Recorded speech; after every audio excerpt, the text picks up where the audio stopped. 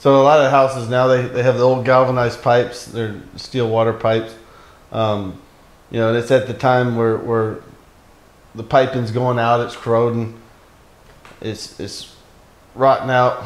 So a lot of people will call us and they'll have a leak here and a leak here, and we have to go out there and we have to repair section by section by section, and it ends up costing them a lot of money. You know, in the long run, it's usually well worth their effort to go ahead and repipe the attic. Nowadays we've got, you know, used to we'd have to repipe everything in copper, and so when we go in and we cut the walls out, we'd make big old holes in the wall, and we'd have to stub everything out.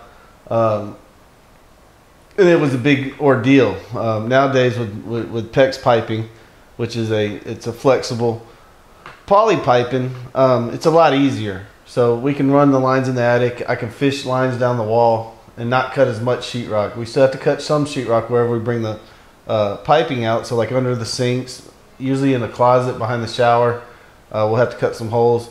Right at the base of the toilet, we'll have to cut some holes. If it's a real steep attic, you know, like if it's in a tight corner or something, sometimes we may have to cut the hole in the ceiling.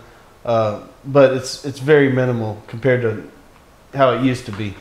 So it's gotten to be where it's a lot easier to do a repipe. It's not as major of an ordeal as it was when we had to do it in copper.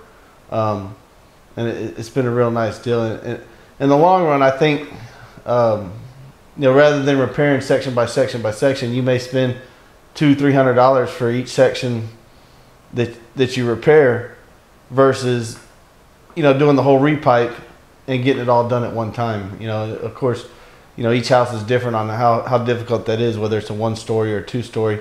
Obviously a 2-story is going to take a little more sheetrock cutting or whatever just to get up, you know, through the second floor to the attics or whatever.